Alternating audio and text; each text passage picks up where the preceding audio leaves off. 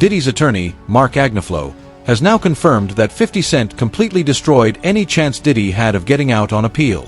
The latest evidence revealed against Sean Combs in 50's new Netflix documentary Sean Combs, The Reckoning, has reignited national attention around the murder of Tupac Shakur, and it's becoming clear that Diddy isn't going anywhere anytime soon. Don't give a damn. He don't give a damn. He literally is saying he's going to reach out to Trump to remind Trump of the things that P. Diddy has said about him for the sole express purposes of making sure that Trump doesn't pardon Diddy in the event that Diddy gets convicted of trafficking and racketeering. That's what 50 Cent has sworn to do. And I gotta admit to you, that's wild. Damn, you know you got an enemy there when the man want to go out of his way to contact the president, you know, and clearly he has some kind of inroads where he can get to President Trump so President Trump can hear him. He's basically saying, yo, brother need to... Diddy was already skating on thin ice after being caught drinking and making phone calls from inside prison. This documentary didn't just hurt him, it sealed his fate, and Diddy knows it. That's exactly why he's fighting so aggressively to get it taken down. Diddy's legal team has already filed a cease and desist and is now threatening to sue both 50 Cent and Netflix for over $1 billion. Unfortunately for them, 50 obtained every piece of footage legally. Diddy's legal team sent Netflix a cease and desist letter, but now the big rumor is that they're preparing a defamation lawsuit, potentially for $1 billion, over the Sean Combs The Reckoning documentary. They're claiming it uses stolen and unauthorized footage to create a shameful hit piece and damages reputation. Is there precedent? Because when it's a documentary, footage doesn't necessarily have to be approved if it's considered a news piece. And since you didn't watch it, Ebro, there is one piece. I watched some of it. Where, there's very intimate footage of Diddy with his lawyers. But in the documentary, it also talks about how he hired a young person to film him for X amount of hours, a lot, and didn't pay him. So if 50 comes along and is like, I will pay you for this footage. Well, unless that's the biggest congrats, by the way. Well, depending on what the documentation is between that, that person and Diddy. Yeah. Right? If that documentation says that this footage is yours if I am paid. If I am not paid, the footage is mine. Well, no, but I think the default would be it's his. If they didn't end up doing paperwork and the guy's just been allowed access, that's his footage. Oh, yeah, 1,000%. If there's not paperwork. So if Diddy never signed paperwork, he was like, no, I'm going to get you when I get you. Yeah, that's right. Now Diddy never gave him $1. Now Diddy went to jail. He's holding all this footage. 50 goes, I'd like that footage. All right, how much, bud? This documentary also completely shattered any remaining relationship Diddy had with his lawyers. Exclusive, never-before-seen footage surfaced showing Diddy allegedly scheming with his attorneys and even planning criminal activity. That revelation alone sent shockwaves through the legal world. On top of that, Diddy secretly recorded phone calls between himself and his lawyers, and they are furious about being exposed like that. Diddy really screwed over Mark Agniflow. I gotta say, this is awful that Diddy owes his life to Mark Agniflow, literally his life, because he could have gotten life in prison were it not for Mark Agniflow, his defense lawyer, who had a brilliant strategy. And Diddy screwed him over when he hired this videographer to chronicle his life without telling Mark Agniflow that when Diddy and Mark were on the phone, this videographer was recording what Mark clearly expected to be an attorney-client privileged relationship. Now, it is true that the client holds that privilege, the lawyer doesn't, but Mark's clear expectation was that this was a private conversation. These were private conversations, and that he and Diddy could talk openly. And Mark could talk to Diddy not just as a client, but as a person, and tried to guide him in a time leading up to his arrest.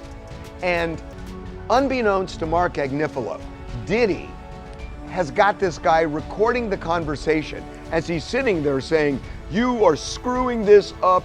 You are messing up this case. We're losing." And knowing that that's on tape. And it's almost like he's performing for the camera and not telling Mark what's going on. The only reason Diddy ever managed to get out in the past was because of legal tricks his lawyers pulled and how they convinced a jury to release him, despite him being caught on tape. If those lawyers decide to step back now, especially with new cases piling up, Diddy is never walking free again. And the really enraging part about it is that Mark Agnifilo won this case for Diddy with legal strategy. It wasn't just an accident that this jury that had heard all of this in the news before the trial voted not guilty on all the serious charges. It was Mark Agnifilo that did that. Yet Diddy secretly records this guy and embarrasses him. And yeah, you could say, well, Diddy never expected that it would end up being broadcast somewhere else. Well, okay, but Diddy was planning on using it, or he wouldn't have had it recorded in the first place. So it's just... Diddy truly believed he would walk away untouched and was even planning to release a documentary of his own. Ironically, the only reason 50 Cent ever got his hands on this explosive footage is because Diddy betrayed his own videographer and refused to pay him. A billionaire trying to cheap out on paying his cameraman. 50 later confirmed this in an Instagram post, sharing a clip of Roger Bonds and stating that Diddy's lawyers won't be working overtime anymore.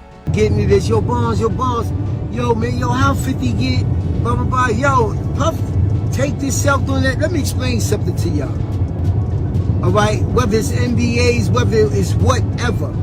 When these young boys come in, first of all, he only deal with young videographers because he want to rob them, and he know that they want the opportunity to follow Puff Daddy, P. Diddy. They want that opportunity. So they get him at a low price anyway. But when you stay out so many hours a day, Puff wants a videographer with him 24 hours a day on call. Whether we on a yacht, whether we on a ship, wherever we at, he wants to videotape that, right? So now, they come to agreement. They come to whatever the pay is going to be. But then it be so many hours on that invoice that he don't want to pay. He gets in touch with the office. He gets in touch with the chief of staff. Yo, what is this I'm paying? What is this I'm paying? You know what you paying. You was outside all of these hours. It's 160 something hours in a week. You was outside 140. That's the invoice he put in. So now, being if you got a contract and he don't stand to that contract, guess what happens? He could do whatever he want to do with that footage. So now that footage goes to the highest bidder. And 50 had to be the highest bidder to get this is business. You know what I'm saying? Everybody ain't in love with you. Everybody ain't dedicated. Everybody ain't loyal to the point of stupidity. 50 isn't just leaking evidence. He's actively making phone calls and sending letters directly to the judge in an effort to block Diddy's appeal. And to make things even worse, 50 has confirmed he's far from finished. In a recent interview, 50 Cent revealed he has over 140 hours of footage allegedly showing Diddy engaging in criminal behavior. That footage is expected to be released on YouTube over the next few months, and there's even speculation that 50 may be coordinating with law enforcement. Not done with Diddy. I knew 50 Cent was not done with Diddy. He just confirmed that he has more stuff on Diddy that he couldn't even fit in the 4 episodes in the new Netflix Diddy documentary. With 50, it is so hard telling what this man got his hands on, but he said this in reference to the videos that he got of Diddy before he went to jail. A lot of the personal footage of Diddy has shocked a lot of people. And I know, 50, the way you run, this cannot be all that you have. Is there other stuff that you just have not shown? Yeah, well, everything couldn't make the. There's only was 4 episodes. Right. So it was a lot. You had to pick and choose. And on top of him saying that he has more dirt on Diddy, he is also saying that more people came to him with allegations against Diddy that never made it into the Netflix documentary. With the anticipation, they ask him, are you going to make a second documentary and put it on Netflix since you have all of this stuff? And he says that he is about to put it on YouTube. With everything that was out and all of these people that were coming forward, have there been any new tips that you've gotten since it has been released? Well, yeah, everyone starts to feel a little more comfortable when they see other people telling their truth about it. Yeah. So yeah, it's got to be something on YouTube coming. Yeah. No. I'm not gonna lie, I felt like certain things were left out of the. Just months ago, Diddy's attorneys publicly stated they were preparing an appeal and were confident he would be released on bail. Diddy genuinely believed he had done nothing wrong, and that even after being convicted, he deserved to walk away without serving real time. We are planning to appeal. I'm gonna hear them, bro. We are planning to appeal. We think we have strong bases to appeal. The strongest basis is that the jury reached a verdict on coercion. It found there was not coercion, and I think the judge said coercion today as a basis for a sentence at least a dozen times. We think that that is unconstitutional. We think that a jury verdict should mean more than our jury's verdict seems to mean, and so we are planning to appeal. Absolutely. If the prosecution filed a cross appeal, what would happen in that regard if they filed a cross appeal and then Sean Diddy Combs get a higher sentence? He would not get a higher sentence, and they're not gonna cross appeal. We're gonna appeal. We think we're right, and they'll respond to the appeal, and it'll be decided by the Second Circuit as soon as. Tell us about the conversation you had with your client after the sentencing. Consensual. The judge clearly thought the sexual encounters weren't consensual. Because he's biased. What did you make of his remarks? He's biased. If anyone, I'm happy to go. So we think that's just absolutely inconsistent with the jury's verdict. I mean, the jury's verdict was resoundingly clear. There was no sex trafficking. There was no racketeering. Everything was consensual. Everything was adult, which is why he was convicted only of the prostitution offense. What we feel happened today was that the judge acted as a 13th juror, one that we did not choose, and that he second-guessed. And the appeal wasn't the only card Diddy planned to play. Before this documentary dropped, President Trump confirmed that Diddy's team had reached out seeking a pardon. TMZ even reported that Diddy could be released as early as the end of the year if everything went according to plan. This was the same pardon Diddy had been pushing for even before sentencing. His lawyer, Mark Agnello, admitted that Diddy personally told them, "Talk to Trump. I need a pardon. Get me a pardon." Right now, and Sean Combs is taking the first step to appeal his conviction and prison sentence. His attorney today filed a notice of appeal. Earlier this month, the disgraced music mogul was sentenced to 4 years in prison on prostitution-related charges. His lawyers have argued the conviction should not stand because Combs lacked a financial motive for transporting male escorts. More papers detailing the arguments behind the appeal are expected to be filed. From the beginning, 50 Cent has tried to stop Diddy from escaping accountability. He's one of the biggest reasons Diddy wasn't able to pull off more shady legal maneuvers. 50 even submitted a formal letter to the judge before sentencing, urging for a longer sentence. What, you guys? Let me also write a letter to the judge. 50 said, "Dear Judge Subramanian, I have an ongoing dispute with Puffy for over 20 years. He's very dangerous. Multiple times I have feared for my life. I think you should consider the safety of the general public, Your Honor, before unleashing him upon them. There hasn't been enough time for him to reform or make any adjustments, despite him trying to teach a class in there. As you are already aware, the government has spent the maximum amount of money on deploying federal agencies, which appear to be an army in 2 locations simultaneously. Later, his son, who's dealing with his own rape allegations. Hey, come on, brother. Come on, man. What Christian Combs got to do with this, 50? He claimed that the feds had hit the wrong house. Anyway, Diddy's only going to return to hiring more male sex workers and keeping most of the baby oil away from the general public. And babies need it. My Netflix doc on this scandalous subject is coming soon. Oh man, this is downright evil, you guys. Why would 50 Cent... Believe it or not, some people have actually gone after 50 Cent for exposing Diddy, claiming 50 is just jealous of Diddy's success. That argument completely falls apart when you look at reality. 50 isn't a struggling artist chasing attention. He's a multimillionaire with massive businesses across music, television, and film. At this stage of his career, he has nothing to gain from jealousy and everything to lose by speaking out.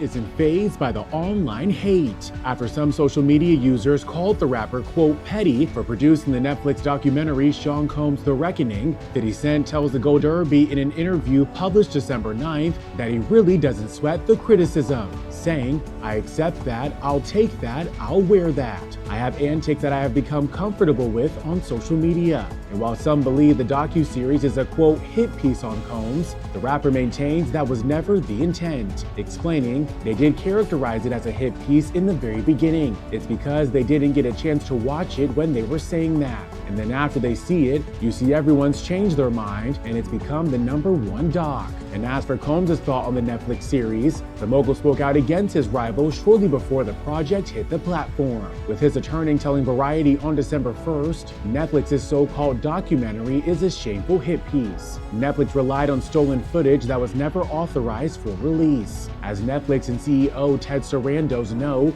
Mr. Combs has been amassing footage since he was 19 to tell his own story in his own way. It is fundamentally unfair and illegal for Netflix to misappropriate that. 50 addressed the backlash during an interview with NBC. He told NBC News that staying silent would make it seem like hip-hop was okay with Diddy's behavior. He framed it as a cultural responsibility, not a clout move. In related interviews, 50 openly said he's willing to accept being labeled petty, and he'll wear that label proudly. And think that you really hate Sean Combs. Why would they be thinking that? Because of the things that you post on Instagram, Yeah, because this, of the... Look at this. And let's stop for a second and do say that I hated him enough to hire his kids. And we've never done anything to each other. So it's just competitive energy and things that you say about other artists while you in hip-hop culture. This documentary is one of several that has chronicled Combs' rise and fall. But Stapleton says theirs is different. There's a lot of new information. No one had ever really put it together like that before. For 50 Cent, he says he feels a sense of obligation. Well, if I didn't say anything, you could assume that all of hip-hop culture is comfortable with his actions. Black man shouldn't be doing this to another black man. How come we not having conversations about what Diddy did to other black people?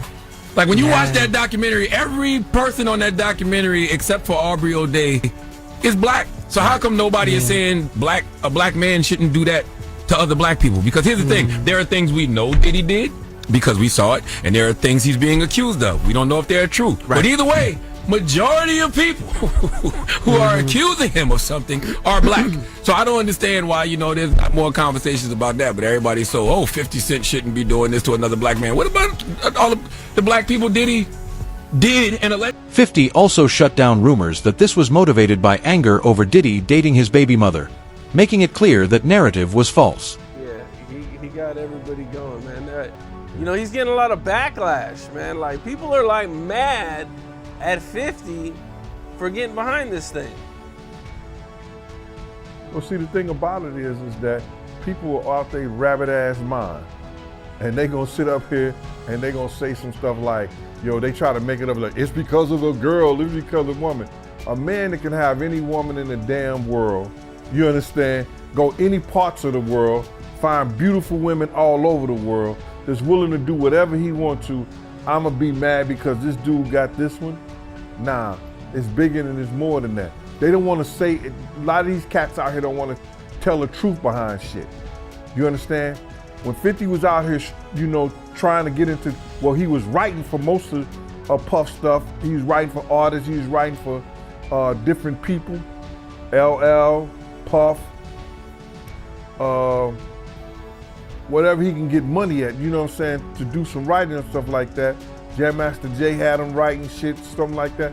So, Fifth was writing. Then when he did How to Rob the Industry Cat joint, he's supposed to be the next one to come out of New York. You understand what I'm saying? He gets in this beef, with Murder Inc., Ja, Irv Gotti, Supreme them. They try to eliminate him. Then Puff and the other people put a tag on him where it's that, yo, don't let him make no money. Don't sign him. You ain't gonna have nothing but problems. They put a bad tag on him. You understand? He gotta go to the West Coast and with Dre and Eminem to get his deal. You understand what I'm saying? So they put this tag on him to stop him from eating his craft. You understand? They try to kill him, you understand, because they got a problem with him. And then you supposed to have some love, so people who try to take you out of here, try to stop you from eating and everything like that. Diddy was a part of that too. Things escalated further when Diddy reportedly began threatening 50 for speaking out. It's clear someone on the outside is helping him. Just one day after the documentary aired, 50 Cent received a bouquet of flowers allegedly sent by Diddy. 50 posted it on Instagram, saying he understood exactly what message Diddy was trying to send. Diddler has sent 50 Cent some damn flowers while he locked up, bro. Alright, we all know Diddy is mad about this whole docu-series that 50 put out on Netflix and is #1 going crazy, so you know he mad. Now, according to 50, alright, these are some warning flowers. Y'all know how Diddy used to get down. You know, he used to send people shit in the mail. He'll send a nigga to blow up a car. Y'all know how he get down. So if he mad, clearly he's mad about this documentary. Bro sent 50 some flowers at his hotel while he was in Miami, bro. Now, I ain't gonna show the address on these flowers, but 50 posted the whole address. Now, in the caption, 50 said, "What kind of gay shit is this? Diddy send me flowers at Club 11, LOL. LOL, why all the foreplay? Get busy, you know I'm stupid." Then he commented again and said, "A warning, I'm 90s grimy. You don't warn me, LOL." So y'all know why Diddy sent this. He ain't, you know, he ain't send it cause he happy or proud of 50 for dropping this goddamn docu-series on his demon ass, bro. 29. For Diddy, the worst possible outcome right now would be another federal trial, and 50 Cent is doing everything in his power to make that happen. A major portion of the documentary focuses on Diddy's alleged connection to the murders of Tupac and Biggie. Allegations claim Diddy hired Keefe D to have Tupac killed for $1 million.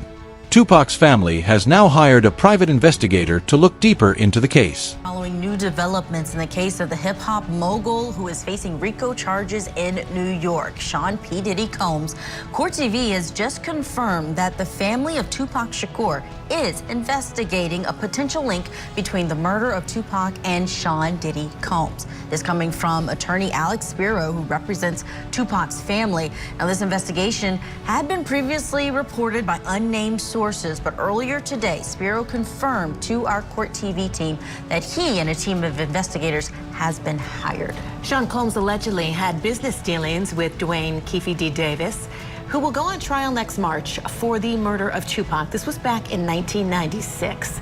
Some have speculated that Diddy ordered Tupac's death. That, of course, is just a theory at this point, and we are monitoring the developments in both the Tupac murder trial and the federal indictment of Sean Diddy Combs. So a lot of information to come on that. Law enforcement has confirmed that an investigation was already underway. The biggest obstacle right now is convincing people to come forward and turn on Diddy. Let me ask you this. I get it.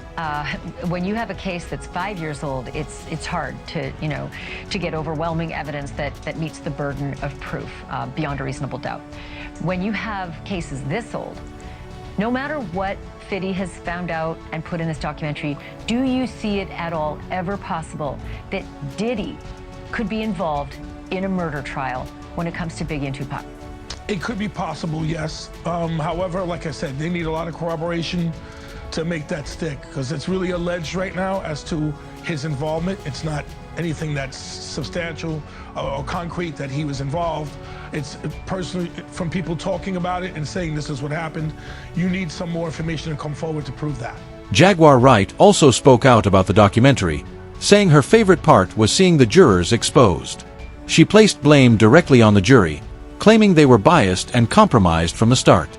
According to Jaguar, the panel was stacked with people sympathetic to the defense, and even fans of Diddy. Juror 106, that goofy black bitch, they sitting there, and when they ask about him making eye contact or about him looking at the jury, they both lied. in my opinion, they both lied. The way when it asked, well, did he ever make eye contact? No. No, well, see, they gave instructions and said, you can't look at him. But the girl sat there and was talking about how he would look over at the jury because he forgot where he was, and how, you know, sometimes he would nod and do this. But you said that he never looked over at the jury. You said that you never made eye contact with him. And then she starts talking about, yeah, because I just think that he nods back and forth because he always used to do that. If you were never a fan of him, if you were only a fan of the artist, and you were never a fan of him, and you were never paying, like, and then the way they were able to edit in him nodding back and forth during making the band and all of that, like, it's just kind of wild to me that nobody is seeing exactly how compromised these jurors. In a recent CNN interview, 50 Cent joked that he was excited for Diddy to see the documentary and thought he might actually enjoy it. 50 made it clear he isn't backing down. With more footage unreleased and more voices speaking up, this story is far from finished. If anything, it feels like we're only at the beginning of the biggest reckoning Diddy has ever faced. 50 Cent's highly anticipated documentary about Sean Diddy Combs is officially here. And we hear from 2 jurors from the Diddy trial, some accusers who spoke out for the documentary, and 50 Cent got his hands on some footage that Diddy claims belongs to him. We have to find somebody that'll work with us, that has dealt in the dirtiest of dirty business. We're losing. I reached out to Sean Combs' spokesperson, who tells me that the reason why that personal footage exists is because Sean Combs has been documenting his own life since he was 19 years old. They say that this footage was captured from a personal videographer hired by Sean Combs. If Sean Combs watches this, what do you think he's going to feel? Like, wow, this is amazing. I think he's gonna say this is the best documentary I've seen in a long time. Because you'll see people saying that. He may feel a different way about pieces and bits of it, but he knows the truth. His lawyers even sent a cease and desist letter to Netflix, which I have obtained. I reached out to Netflix and they referred me to a statement from the documentary's director, who says, quote, "It came to us, we obtained the footage legally and have the necessary right." At this point, everything Diddy hoped would save him is collapsing one by one. The appeal is unraveling. The pardon path is dead. His lawyers are exposed. Former allies are backing away. And the documentary he tried so desperately to silence has done the exact opposite. It opened the door to even deeper investigations. Drop your thoughts in the comments. Do you think this documentary permanently ended Diddy's chances, or is there still something we haven't seen yet?